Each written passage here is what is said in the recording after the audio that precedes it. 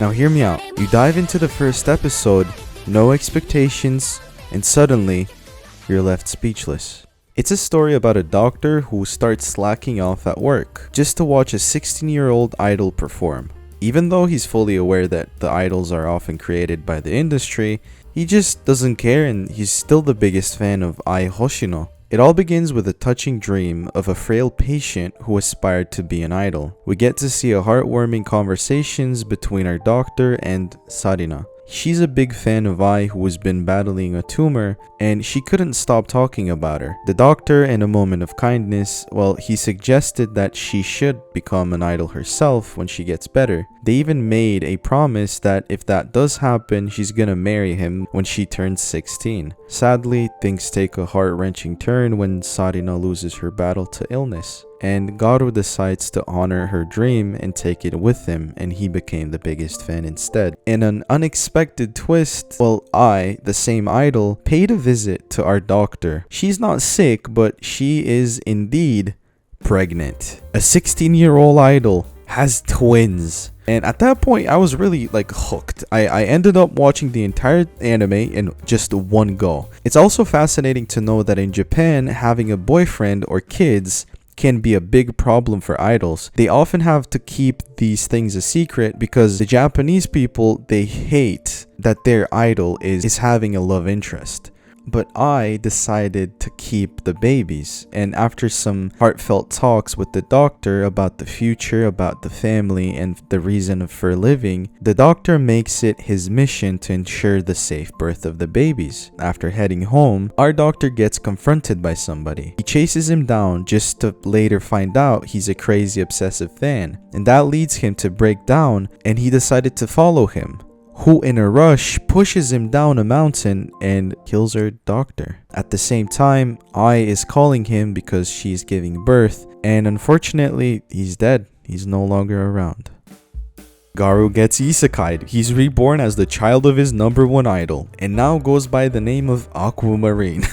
He's not alone, by the way. The other baby, called Ruby, is his sister, who, as it turns out, is Sarina. That's when we go into the wholesome part of the anime, which I kinda needed in my life. A mother who's an idol, caring about her children, doing the best to provide for them, even though she's kinda, hopeless because she's just an idol in that aspect. And it's generally fulfilling seeing how she can give the love she never received herself to 2 new shining stars. I want to take a moment to respect the director, because the relationship that Aqua and the director have is actually really wholesome, because the whole father-son dynamic makes it feel really rewarding to watch. And the way that the director tells Aqua all about the industry is generally amazing to consume, because he's preparing him for that and telling him that the industry is really toxic. It's not a good place to be in. And I also heard that people hate Ai's eyes. That was hard to say, but I generally disagree,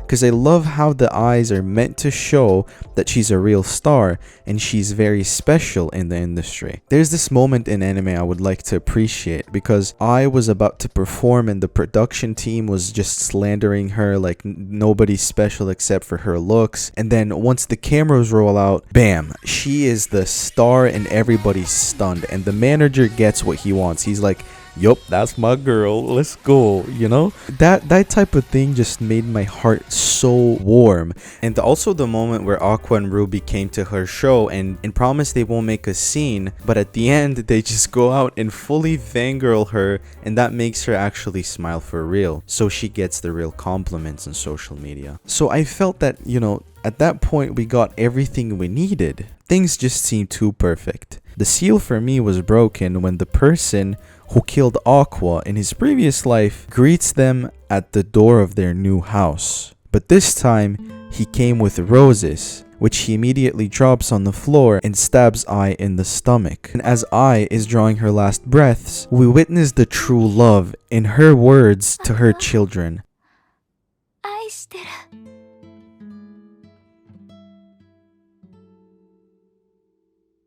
After abusing those words in the industry and lying to the people for so long, that's the first and last time she was able to say I love you for real. And I'm generally shocked because the lifelessness of the body of I was so sad. I mean, it was disturbing at the same time, but it was such a beautiful moment, and I want you to do me a favor. Go ahead and text your parents or someone you love that you love them, because the source of your parents' happiness is actually you, yourself. And if you do that, you'll make their day better and easier to go through. And I dedicated this video to the first episode only because it really made me cry, it made me laugh, and it was generally excellent. It's really special to me because even if you lie to someone close to you, it is indeed because you love them or because you care about them. You don't want your friend to know the truth because it's only gonna hurt him. And I think you should treasure this quote from the anime. To me, lies are love. And in my own way,